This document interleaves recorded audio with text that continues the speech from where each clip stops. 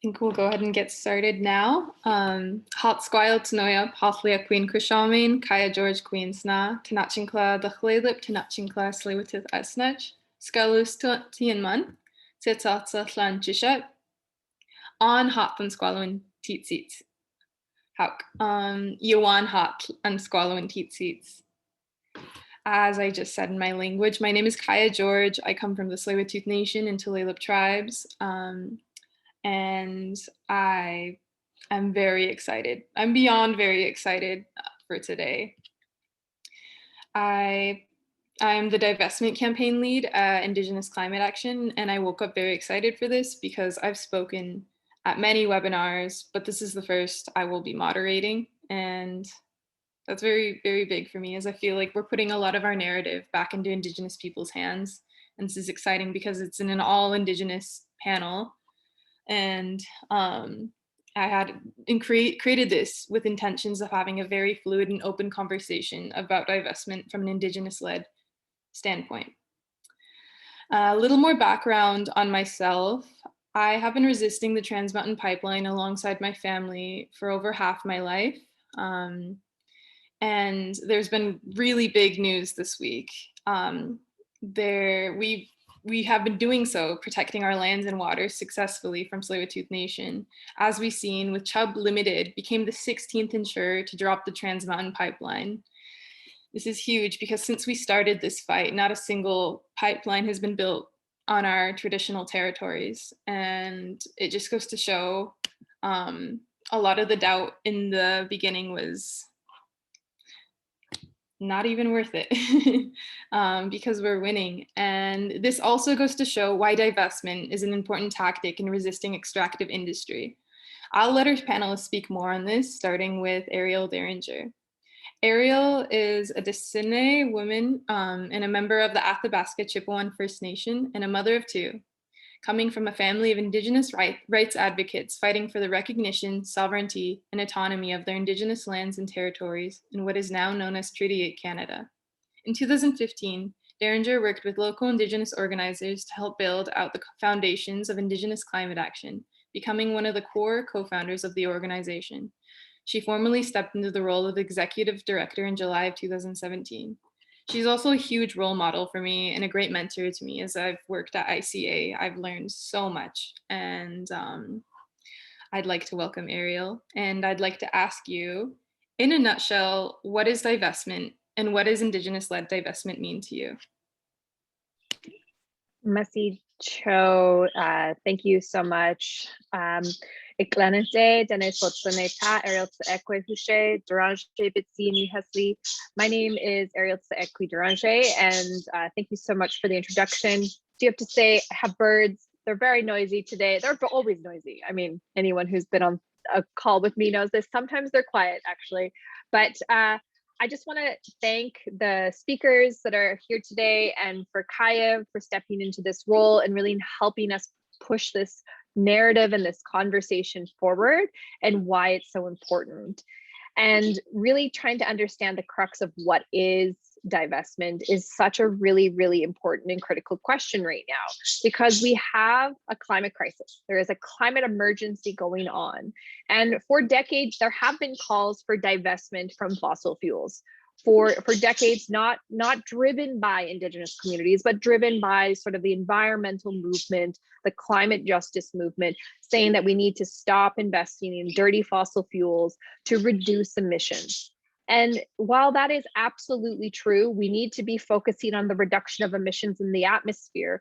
We have to be coming at divestment from a justice lens. We cannot simply be focusing on divestment from fossil fuels as moving money from one corporate entity to another that is producing less emissions, because that doesn't necessarily equate to justice for our communities. In some cases, this actually is just about moving investments from dirty fossil fuels into large solar farms, which could be appropriating and taking Indigenous lands and territories without our consent, and possibly railroading and destroying sacred sites just the same. And so when we talk about Indigenous-led or Indigenous justice frameworks within the divestment movement, we're talking about reframing what we're asking for within divestment.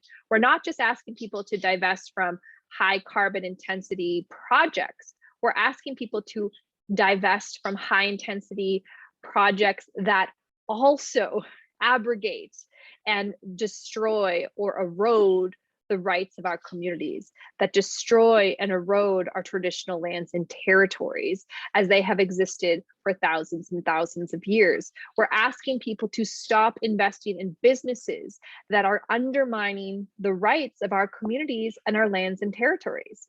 And so why now? So, and why is ICA really getting involved in this stuff? So before even the inception of Indigenous climate action, myself and other folks that were other co-founders were involved in divestment campaigns. And we were working alongside of other numerous ENGOs, so environmental, non-governmental organizations, in an effort to target some of the world's largest fossil fuel financiers: Total, Shell, Exxon. There's a whole bunch of them. And then we worked in the divestments within the pension funds. So looking at the different pension funds in the EU and the UK, working to get other countries to divest their money into purchasing oil and gas, even from places like Alberta. And so there was this massive divestment movement that we were a part of. And one of the early things that myself and other Indigenous leaders that were from the tar sands extraction zone did was challenge the divestment movement to make it human, to humanize these spaces, to indigenize and give respect to the rights of Indigenous communities, to uphold tenets of free, prior, and informed consent, and move from a model that just looks at carbon accounting and looks at human rights and the rights of Indigenous peoples. So as part of that, we were at the forefront of contemporary Indigenous-led and climate adjustment divestment campaigns that started as early as 2008 and 2009, working alongside organizations like the UK Tar Sands Network, the Indigenous Environmental Network, Rainforest Action Network, Greenpeace, Friends of the Earth, and other academic partners and international partners in the United States, in the EU, and the UK. But one of the things that has been missing is that Canada, so-called Canada, has been largely not participating in creating a larger movement in divestment that has held that platform of Indigenous rights frameworks. And my headset just died, can you still hear me? You can still hear me? Okay, so maybe it's only in one ear, so I'll keep using this for a minute. So the early divestment work really focused on lobbying corporations and state leaders and really trying to get the framework of Indigenous rights to be well respected within these movements.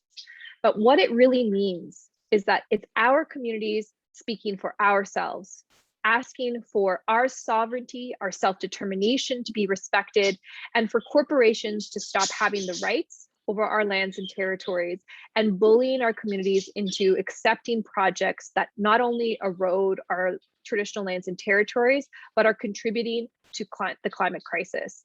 And it's pushing those frameworks to a justice lens. Divestment of fossil fuels is a critical component to achieving climate justice and climate stability.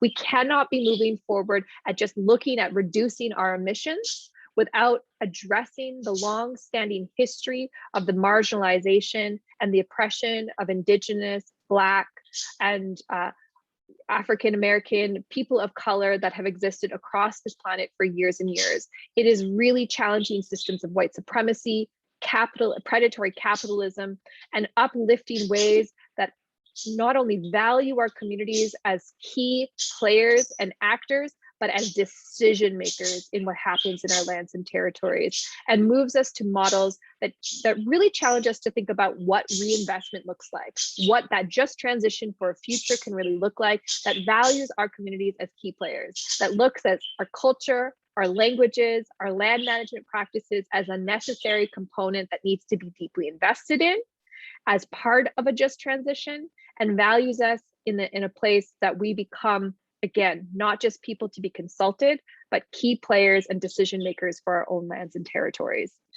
as part of this work, ICA hired Kayah to really advance and promote the work that she's doing within the context of the insurance divestments, because these companies and corporations cannot advance a project without insurance. They need insurance so that their liabilities are met. I think my headphones might have just fully died.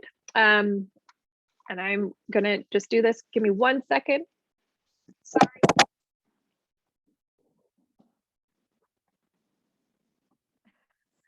Oh, technology, can you hear me? Can you hear me now? You guys can hear me now? Yes, We can we can hear you. Good. Thank you. Sorry for having to switch over. My fault for not checking my batteries on my headset.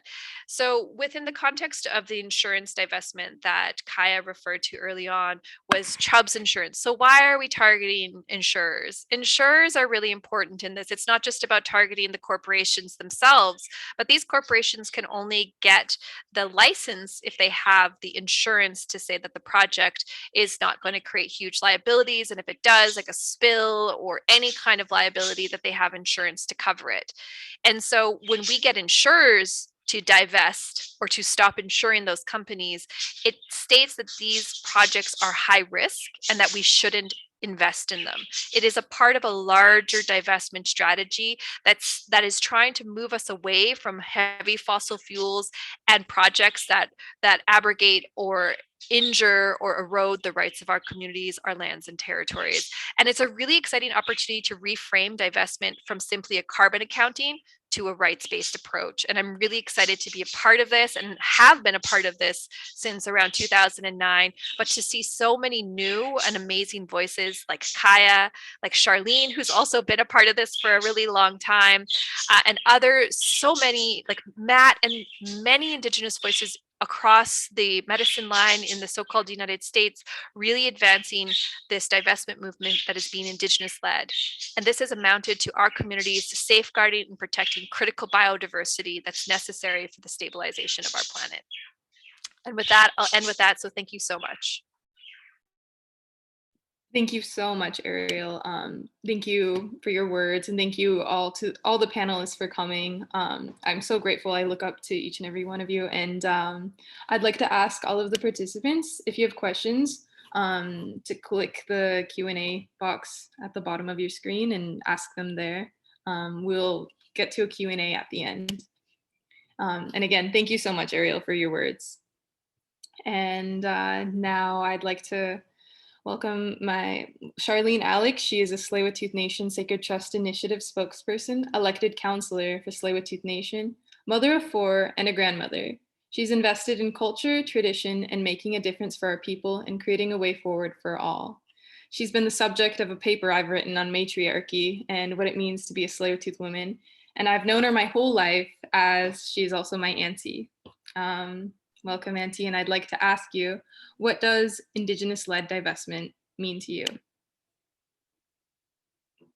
Aichka Halia, Simtalat Quana Squee, Talitsan at Tsleil-Waututh, Ta Stalo, Tamis, Ta Chiam, Tiaktana, Ta Ten, Siamalalo, Tamen, Wananawait, Tanashqualo, Antony, to E, Height, Sat Hours, Halia,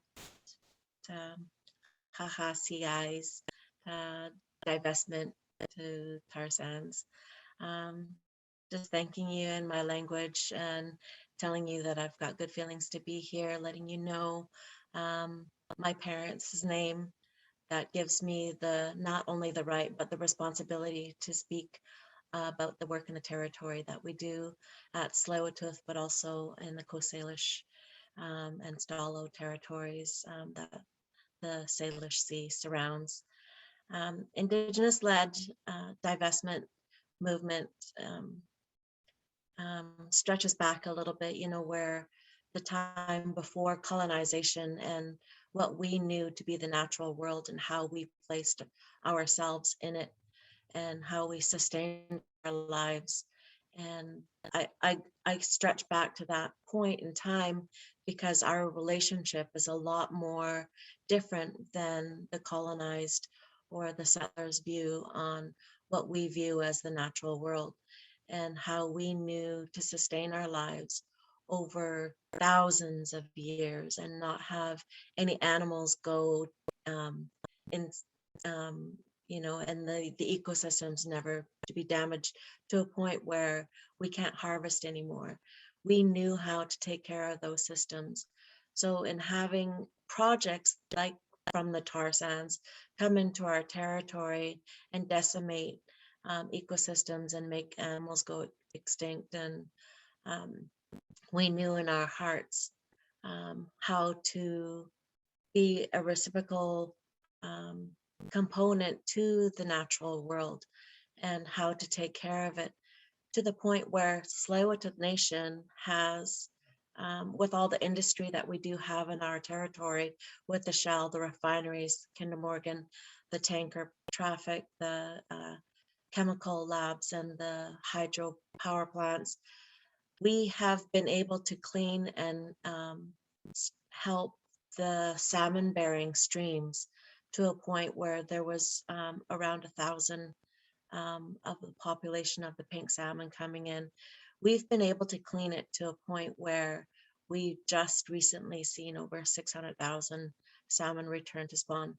And so hope is a huge factor in our way of life, where when we help or we plant those seeds of trying to help the natural world and nurture it in a way. And so when we take that technology or of that mentality into 21st century, and how to apply that into tables like divesting or looking at the investments into the fossil fuel industry, those foundational mentalities are super important, and that conversation needs to happen and be brought up to the level of how to approach these resource extraction projects and the tanker traffic that's it encroaching in on these things that we hold dear, that are in the natural world, and all the things that live in it. How can we apply those fundamental mentality? And it is going after the almighty dollar, and then having the investors, be questioned. And now Canada owns the Trans Mountain Pipeline project, and so we kind of looked at well, they need these all this construction that we hear night and day. They've just pushed forward to have since the pandemic had started, how to push their construction 24/7. And so we looked at the construction, the way it's operating, that you need to have these insurances in order for the permits to have a go ahead. So when we thought of looking at, Chubb, yay, thanks for mentioning that, and the other 16 insurers that have pulled out, and either pulled out and said that they will not insure Trans Mountain, or they had made a statement saying that they won't insure tar sands projects. And that's a just transition that we want these corporations to have a hold of. But when we went to speak to these insurance companies, we wanted it to come from a narrative that's from the horse's mouth. How we know and how we see the natural world. We know that we can't get back to the pristine state that it was, but we can make these changes where we can see the herring come back, we can see clam beds come back, and we can see the orca come back into this industry-laden inlet.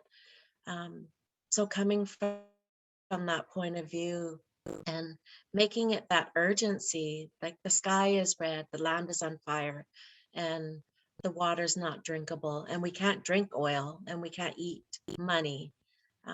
So hearing it from the lens, from an Indigenous point of view, is such a dynamic strength, that all that knowledge that comes along with that is key into the way where we can help corporations. And this is that hope, that seed of hope that I can plant with them, is to look at how to be sustainable in this ever-changing climate crisis that we're in. And I think it's definitely important when we use our First Nations voice, that traditional knowledge, and the way that we look at how to sustainably live our lives, and what we invest our resource, time, and energy into having a sustainable life, and eco-friendly and environmentally friendly. And it's possible. And I think that's the basis and the importance of my view of having that Indigenous voice at these levels. And it changes the whole narrative from the corporations telling the people how we should sustain our lives on the land, to First Nations leaders and youth like yourself, Kayah, to tell these corporations on how to sustain our lives, and which makes us be put into the driver's seat of how land is to be spent, and gives us that opportunity to be not just a stakeholder that has an issue or a concern, but a decision maker well within our own respected territories. And I think that's all I have to say for now. Thank you so much, Auntie. Your words forever resonate in my spirit, and it's really, really good to hear you, and so thankful for those powerful words, and yeah, very, very grateful to have you. And I'd like to welcome another person who's been a big part of my life as well, and a person I look up to very much, Matt Remle. Matt Remle's Lakota name is Chipewyan, Charging Thunder, who was his many times great-grandfather from the late 1700s. Matt has been involved with community organizing around social and environmental justice issues since the 90s, including organizing around Washington State's Raising the Minimum Wage initiative against the WTO when it was met in Seattle, opposing the Iraq War, supporting the efforts to free Leonard Peltier against the Patriot Act, and many more. Matt has worked tirelessly fighting against Chase Bank in Seattle and leading a huge part of the divestment movement there. He was also my high school Native liaison, and I fondly remember eating cup of noodles in his office with my friends when I was like 15 and 16. So he's always been a really big and important part in my life, whether it was really young and in high school, and even speaking with him this year on many webinars together. So yeah, thank you, Matt. Thanks for coming. And I'd like to ask you now, what does Indigenous-led divestment mean to you? Thank you, Kayah. And so good to see you. And Eriel might have birds in the background. I have high school students in the background and bells and intercoms. So if you hear any of that, my apologies. And angry students that I had to shut my door from getting those cup of noodles. So Hamataki epi chante washtea na pe chiuzapi wakia wanatana machiab washichu ia Matt Remle machiab. Ina Donna Harrison, Achiab, Ate Charles Remle, Achiab, Unchi Dorothy White, and Dorothy Remle, Awichakiab, Lala Colonel Harrison, and Herbert Remle, Awichakiab, Yan Waslaha and Mataha, Wana Seattle Awati, and Yushkia Wahi, na Dayan Wachian Kapi. Well, good feelings in my heart. I extend a hand to each and every one of you. My English name's Matt Remle. My Lakota name is Wakia Wa'anatan. I'm from Standing Rock. My parents are Donna Harrison and Charles Remle. And, very happy to be here and to see all of you. Kayah, it's always good to be in these spaces with you and seeing you grow into the leader that we all knew you were back then and the leader that you are now. And just very honored to share these spaces. Usually it's in the streets when I see you, but we'll do these Zooms too. And very honored to be on here with the rest of these guests and listening to their words. And, for me, I mean, Charlene and Eriel laid out really well about Indigenous divestment. So I was thinking, man, what the heck else can I even add to what they shared? But, I know that divestment for me, kind of when it came into my world, when I remember it back in the 80s, dating myself a little bit and hearing about the efforts to end apartheid in South Africa, and it being a strategy used as a tool. And that's how I've kind of grown to look at divestment. And I'm glad Eriel mentions reinvestment, because that's the second piece to it that's often not discussed and talked about in circles around our campaigns and efforts to divest. What I'd like to, maybe my piece to add is how we've tried to conceptualize and utilize divestment out here was to take in and kind of more like localize it. What can we do on the tribal, the city, the county, the state levels to bring an Indigenous framework of divestment into those spaces, to utilize them in our campaigns against Wall Street and the oil companies. And, we really ramped that up with our campaign to get the city of Seattle to divest from Wells Fargo back in 2016 or whenever that was. But, when we crafted that ordinance, we wanted to be mindful of several things, as was kind of mentioned earlier by one of the previous panelists. We're not interested in seeing a shifting of from a Wells Fargo to a Bank of America to a Chase. They're all equally, horrific for a number of reasons. And so we were very intentional when we craft that ordinance to see how we could leverage a massive account like the city of Seattle, when we're talking about tens of billions of dollars wrapped up into these accounts, and how we might use them to force essentially the hand of the financial institutions of who they're going to do business with. Are they going to give small loans like 3, 4, or 5 million to companies like Energy Transfer Partners, who was involved with Dakota Access Pipeline, or risk losing a $21 billion account with the city of Seattle over its giving of loans?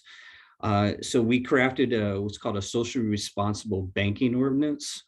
And that way, what it essentially does is when the city puts out its request for proposals from any banking institution for any of the numerous accounts the city holds, that they would essentially be scored.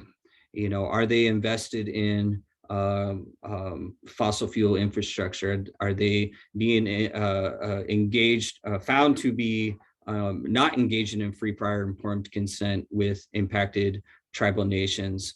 But the second piece we wanted to add to that was to bring in other issues and other movements, because these financial institutions are guilty of more than just their financing of the climate crisis.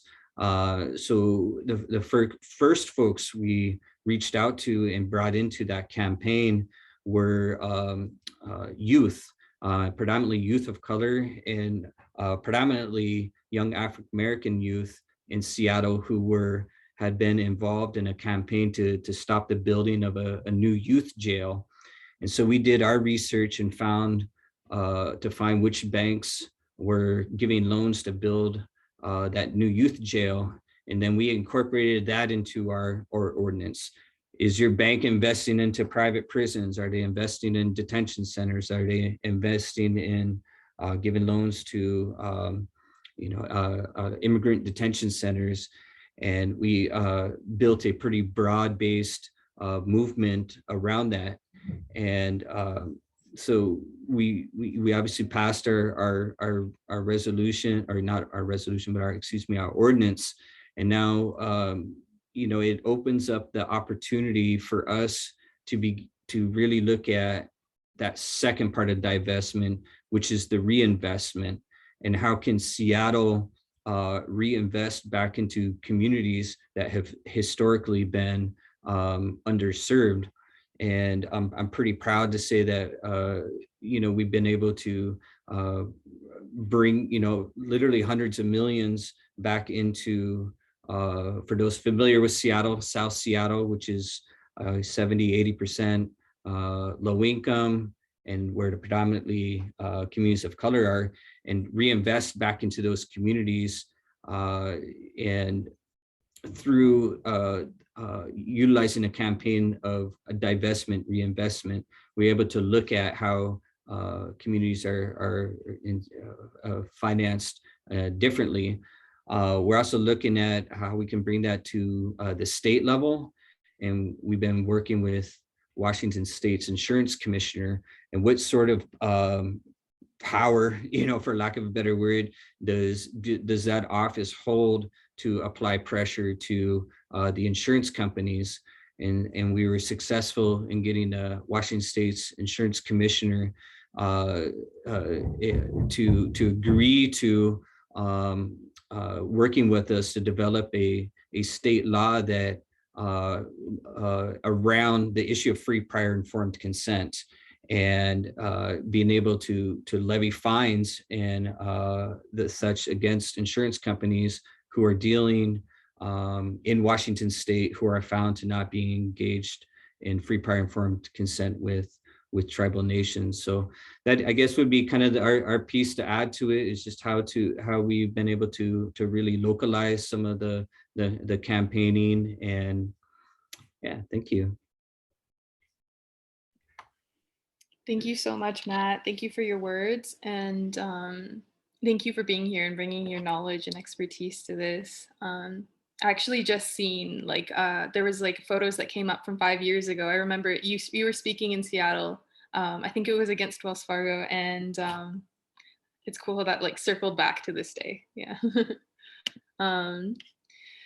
Now I'd like to circle back to Eriel, and you dived into why. That was a big question I had, actually, was why did ICA decide to get involved in in the divestment fight? Basically, why was I brought onto the team? And you went into that really well, and I'd like to go a bit deeper into that and ask you, what are some of the trends and themes that you've seen in the divestment world today, and what are some that you foresee or hope to see in the divestment world?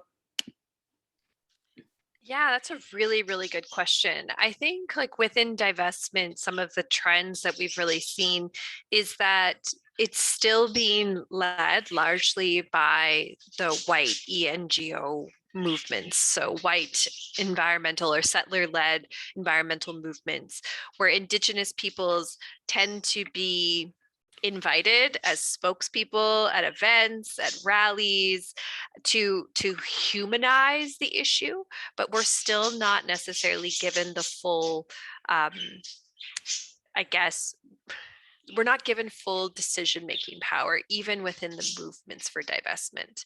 That it's still just a matter of us helping to prop up and justify movements, which is it's a necessary piece of the puzzle. It's not to say that we shouldn't be participating in the divestment movements, but we actually really need to be going beyond just bringing a voice to come and humanize the issue, whether it's a frontline community member or someone who's been heavily involved in the campaign.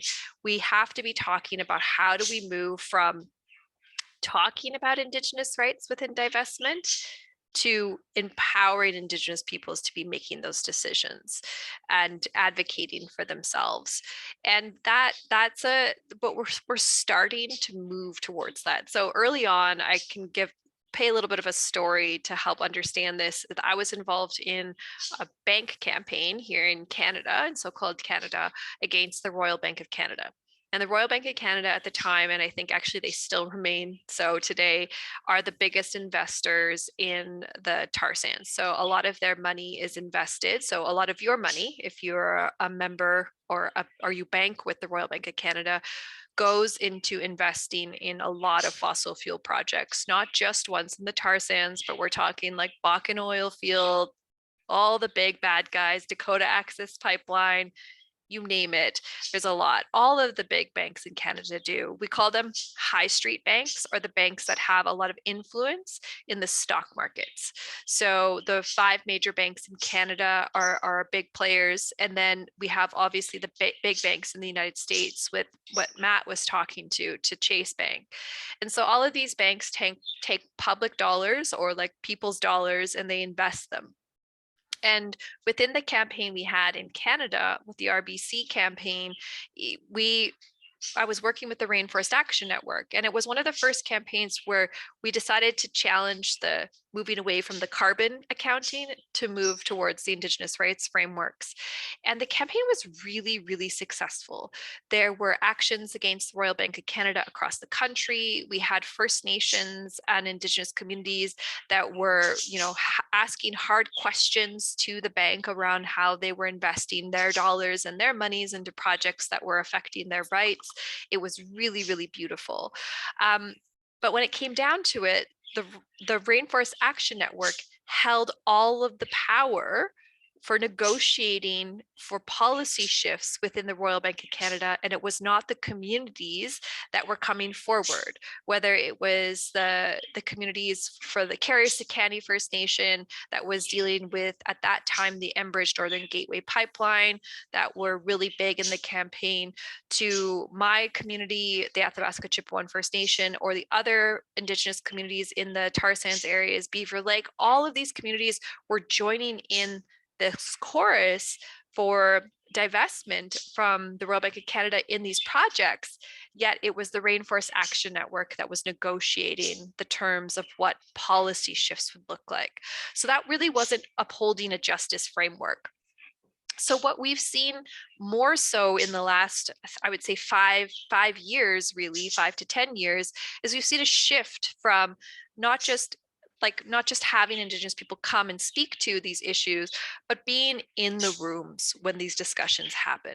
So we're starting to see that shift, but it's still not all the way there, because it's still a lot of environmental organizations that are still leading the divestment conversation, that are still putting forward their proposals to the whether it's the financiers, be the banks, or whether it's the corporations themselves, to stop getting their shareholders, because there's also shareholder divestment. So the shareholders of a big corporation, they have say in what a corporation takes their money and invests it in for projects.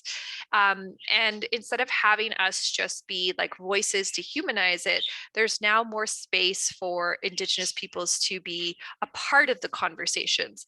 But we still haven't gotten to a place where Indigenous communities ourselves are advancing our own campaigns independent of the environmental movements to advocate for our own needs of what it means to divest and why it's so important and what those new policy shifts are. We're still in a place of a little bit of a paternalistic approach from the environmental movement on how they work with our communities. It's still like, they work with us because they're like, we've been doing divestment for so long, which absolutely there's a lot of experience and skills that can be shared with our communities, but there's still a lack of allowing us to be empowered to do it ourselves. But that said, those are some of the trends as far as the Indigenous rights piece goes, but there is a growing trend to have that a part of the front facing and it's front loaded on the divestment campaigns. Indigenous rights are there. We are a part of these conversations. We are moving the conversation forward. We are advancing both not just an Indigenous rights approach, but a human rights approach. If we are able to take the conversation away from carbon accounting and move it towards a human rights approach, so much can be done. And it has already been done within I'm just going to answer a question because it's kind of applicable to this conversation. There was a question, has there been any divestment in the Treaty 8 territory? And the answer is absolutely. Stat Oil pulled their divestments, Shell pulled their divestments, Total pulled their divestments. We've also seen the Norwegian pension funds pull their divestments from oil sands. There have been numerous both corporations and sort of pension funds that have removed their divestments. We did see you know, the Royal Bank of Canada did at one point state that they were going to implement a sort of a policy, internal policy that looked at whether or not a potential a potential project or company that they were going to finance was implicit or was involved in the like destroying Indigenous rights. Like, did they get the free, prior, and informed consent of communities before they proposed their projects? That kind of language. It didn't really amount to much, as far as I know, as far as divestment from that. But we've seen this movement really change the divestment forefronts. Indigenous rights has changed the landscape of divestment to a point that it is now just a given as part of the language of divestment, is that, are we respecting the rights of Indigenous communities? Are we upholding human rights has become a core part of this discussion. And that's a beautiful, beautiful thing. What we're really seeing in this movement is this refocus back on the banks, because they're the biggest funders. Like, follow the money. It's millions of people, both in, across Turtle Island, in so-called Canada, so-called United States. We all bank, and all of these banks have huge opportunities to determine where the money flows and where the money goes and how it's invested, just as much as our pension funds. So even like in Canada, the CPP, so the Canadian Pension Plan, huge investor in dirty fossil fuels across the world. And we have real responsibilities as citizens, as people, private citizens, like participating in the banking system, to putting pressure on our Canadian governments to really talk about where they're putting our money. It's our money. It's your money. This isn't even about taxpayers. Like, if you have a bank account, you have money and you can influence this. You could be demanding that these big banks respect the rights of Indigenous communities, that they no longer invest in dirty fossil fuels. You could do the same thing with the CPP. And obviously, with the announcement of Chubbs, insurers, when we target the insurers, that is another area that we're seeing come up and around, up and grow in this movement, is getting the insurers to stop insuring. That's a big way to send a message that shockwaves through the banking system, the CPP, that these are risky investments.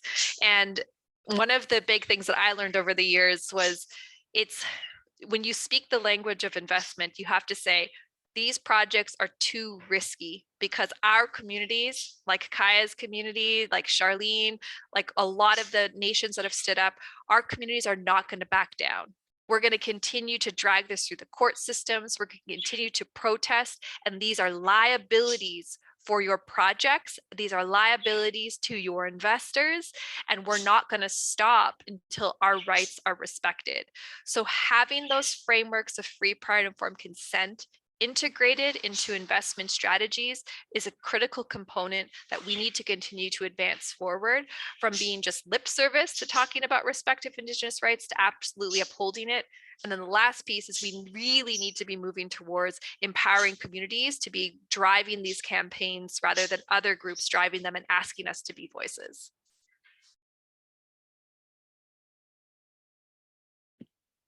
Thank you so much for that, Eriel. That's very well said. And thank you for answering one of the questions in the comments. And I'd like to jump into Q&A now. And as we talk about like the solutions moving forward, we have a question from Brianna Russell. Thinking beyond getting insurers to divest and rehumanizing and indigenizing the conversation around divestment, what do you see as the next step once those things are accomplished? And I want to put that forward to the panelists. I'd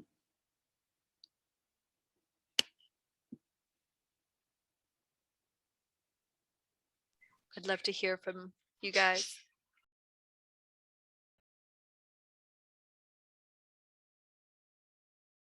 Oh, yeah. I can take a stab at it. Yes. Yeah, thank you. First of all, I think that it needs to backpedal a little bit when you say that these systems, you know, they're so different from the colonized beliefs to the Indigenous beliefs, and what we hold sacred and what we hold important in our belief system is the total opposite of the colonialized belief system. And how can companies or even corporations, society move forward when these systems are the total opposite of each other?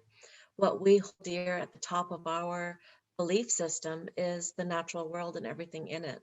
And then, you know, to the bottom of that belief system is all of our ecosystems and how we sustain our business and our way of governing, and those nation to nation relationships was at the bottom, whereas in the colonial system, that's right at the top, how to generate those wealth, and you know, when that's at the top of their system, and then the natural world is at their bottom of their belief system. It's really hard to implement something that is so so backwards, and how to put our belief system into that.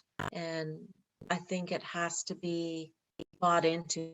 They have to buy into that whole belief system of how to make a sustainable ecosystem. Our ecosystem was so rich that we and it was so intelligent that we even had a language for our ecosystem. And if you spoke that language, you knew you were into business. Okay, we're going to do business here. We've come to your shore, and you spoke the Chinook language, then you knew you were in a business deal.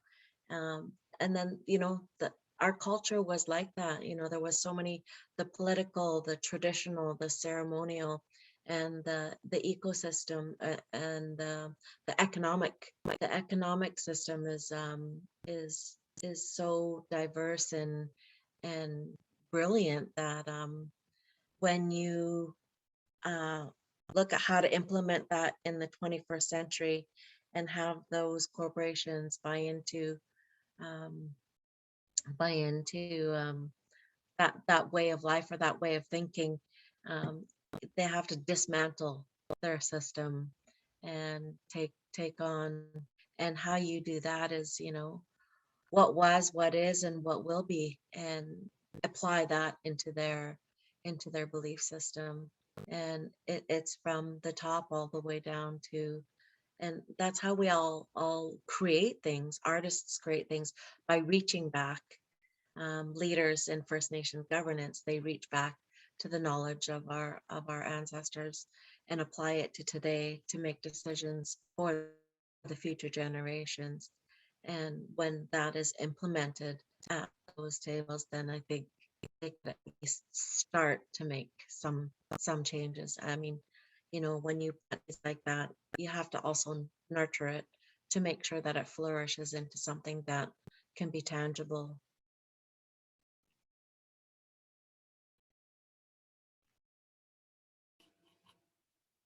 Thank you so much, Auntie. Thank you for answering that and speaking so eloquently. And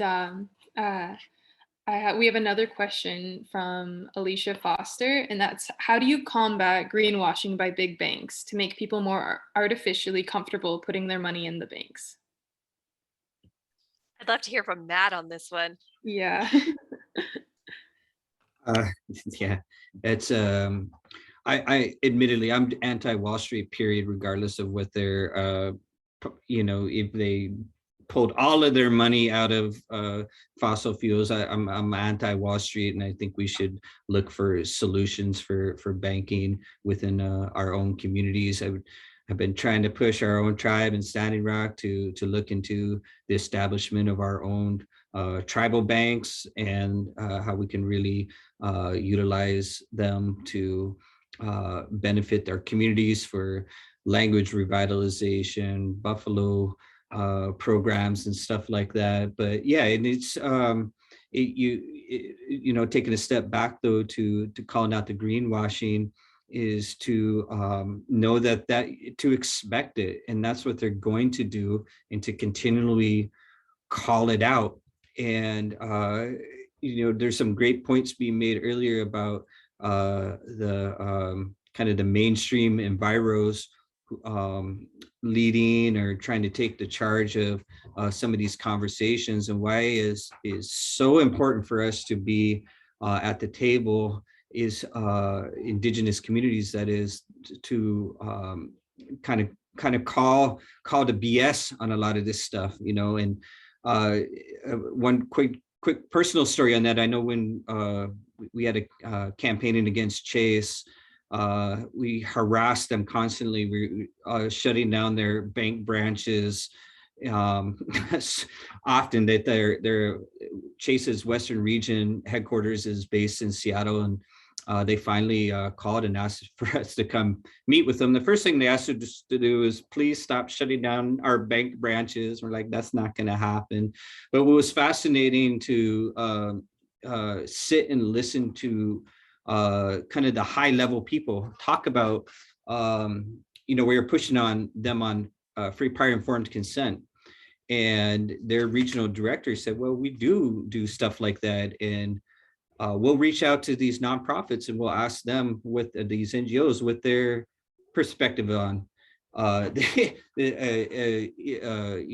project is. And I was in there with some other tribal members, and we're kind of blown away. Like, you realize that NGO, a nonprofit, is not a tribal government, and you cannot be going to some environmental nonprofit to get them to sign off and give their seal of approval for whatever project it is that you are financing. So it was eye-opening, and I think sometimes things like that do lead to greenwashing, where nonprofits and folks will kind of sell their souls to these corporate banks. But yeah, like I said, though, look for them local, really local solutions that community banks, tribal banks, people color-owned banks, and you can have a much greater say in how that money is being invested or reinvested back into your communities.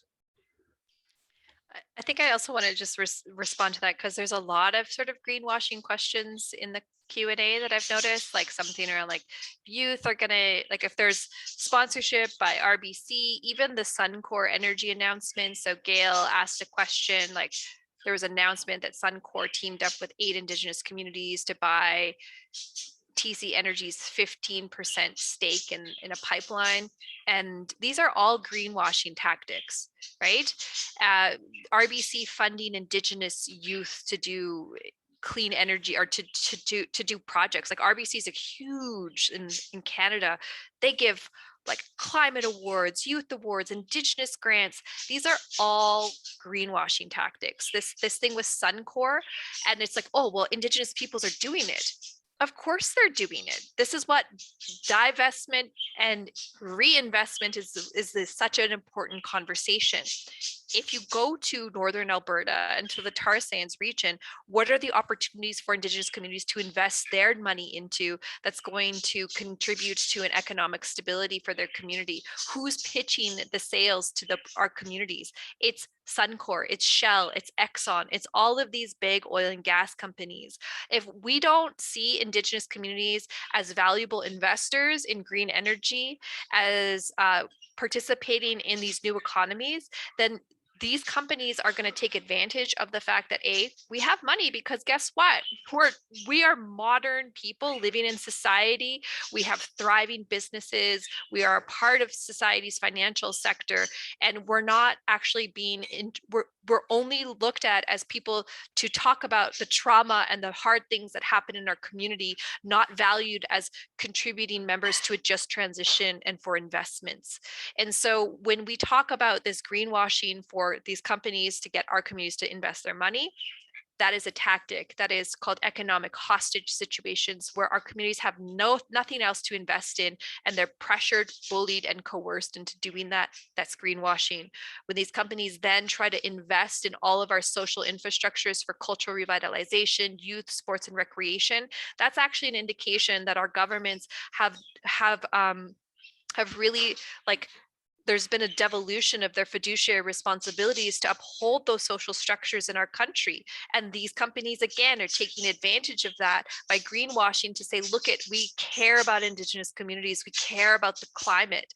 When in actuality, this is all a part of a scheme to create them as being the people that are supporting the communities, saving the communities, whether that's sports, language, recreation, or actual business and financial matters of just money in the bank. And it's really, really tricky. So how do we address this? This comes from someone also asked, like, how is ICA doing this? We want to do this by starting this conversation here, bringing this conversation into our communities and making it visible, not by white people telling us, but by our own people talking about this as a real issue, by developing more resources around like how we can participate in economic structures in a way that respects and upholds our rights, and really sort of outlines and displays that we don't have to be a part of these greenwashing things. Does that mean that if your youth program is going to accept an RBC grant, that you shouldn't take it? That's a really tricky question. Someone asked that, because if your program is really important, I don't want to say don't take the money. I want to say be aware of where your money's coming from. Have the awareness and be able to have the conversation with that donor, if it's RBC, to be like, listen, so super grateful, but you need to be thinking about how you're investing your money in projects that are destroying the rights of communities. And you have that right. You could accept the grant and still provide criticism to a corporation. And I actually suggest that you do. And there's nothing wrong with that. I'm going to just one last example. There was a young woman many years ago, like a long time ago, maybe like 2008 or 9. She got a huge grant from RBC when we were running this campaign. And she's like, I don't know what to do. So she did a short documentary. It was art grant on the water quality issue and the cancer issues in Fort Chipewyan. And she totally called out RBC as part of her grant. So her whole film was to call out like greenwashing and the issues in the communities. And so she utilized a grant from that company to sort of call out the issues in the region. And those are smart ways that we can go around sort of taking the money, very Robin Hood tactic that does get played, but it's also tricky. So just be careful and be aware. And part of doing this work is really bringing our communities into awareness, not just of these issues, but of our power. And if I could just add, when you apply our Coast Salish law of truth, family, health, and culture, and you apply those to all the decisions that you make on all these greenwashings, because it's definitely come into our territory as well, like with Suncor wanting to fund something. But when you follow these decisions with those laws in mind, then you can definitely make decisions rooted in your own truth. Thank you so much to the three of you for answering that. I think that was the perfect way to wrap it up and to reiterate how important it is to listen to Indigenous voices and how this conversation, that was the intention for it to start here and to start to listen to, and to start to have that open dialogue. And I'm just like amazed, as always, from the three of you. Huge inspirations for me. And I'm so thankful for all of you for coming and for the great conversations and inspirational words. And if the three of you have any like final few words or like calls to action, you can really quickly, we could say that and then come to a close.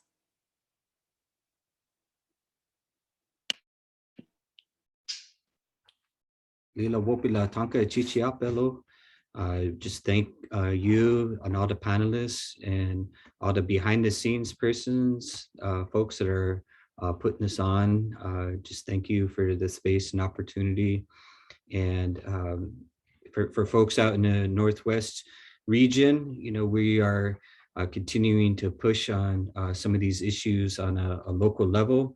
What we're currently working on is strengthening that ordinance I was sharing. A couple of years ago, we passed a very a Green New Deal on our own terms for the city of Seattle. It's being led by low-income communities of color, impacted communities, and tribes whose historic land bases in the Seattle region. And one of the things we're doing around the financial piece is sort of rewriting that ordinance that shifts the power to the selection of the contracts, who's going to get those contracts with the city of Seattle, to the Green New Deal Oversight Board. And so we'll have a direct power, the community will have a power in saying who's going to get that business with the city. So we're happy to get support, but also export that out to other communities who'd like to pass similar legislation. So again, thank you. Very much admire the work that you all do, and appreciate the time here today.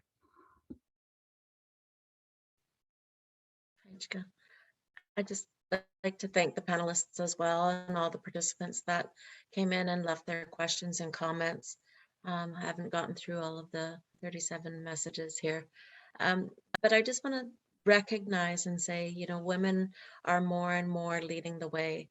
And, we all come from grandmothers and great grandmothers that have always carried our families through the good times and the rough times and the hard times. And just, real up to our men that have carried the load through this patrilineal and colonial time that, has been forced upon us. And just, really thanking you, but also recognizing that, without Eriel's voice and Kayah's voice, coming strong. I had followed the weekend and went over to, and Melina to, she invited me to go over to Europe and seek the banks over there, and I had a very successful trip, and it was all women. And we all spoke from a heart of nurturing and bringing up our young ones within our communities. There was 2 ladies from Standing Rock, and we just felt such a kinship that we really upped the level of a woman's voice that can travel and make a difference. So I just wanted to raise my hands to the women on the panel, but as well, Matt, is strong and the warrior strength that you lead, and those heartwarming feelings, and how you carry your work is very very uplifting. And thank you all. Thank you. Thank you so much. I just also want to say masicho, thank you so much to all the speakers that have come out today. And again, this is just the start of the conversation that needs to be happening more, being led by our communities. And I'm so grateful for the speakers. And I really hope that we can continue to advance this conversation. It's come a long way since the beginning in the early 2000s to where it is now. And it wouldn't be possible without the amazing folks that are on this call that have been really helping to drive and hold this forward. Like, I haven't been doing divestment work for a long time, and where I stopped, somewhere else picked up. And I think that that's a valuable lesson. We don't have to hold this all on our own, that we have communities and communities and communities of people that are just as strong, and that we can all do this together. But we have to come together in a unified voice and come together in this front to protect the sacred, to protect our cultures, our languages, our people, our lands, our territories, and Mother Earth. So I'm really, really thankful to everyone that's been a part of this. Masicho. Haichka to each and every one of you. Thank you so much. I see all your wonderful words and comments in the chat. Thank you all for coming. Thank you for taking time out of your day. And very big thank you to each of the panelists. Thank you for your words, and thank you for the inspiration and bringing your hearts into this conversation. And yes, this is the beginning of hopefully many conversations around divestment and getting more involved and empowering our people to self-determination and using our words and taking that narrative back into our hands as well. So big haichka on that note. Such beautiful words. Thank you and goodbye.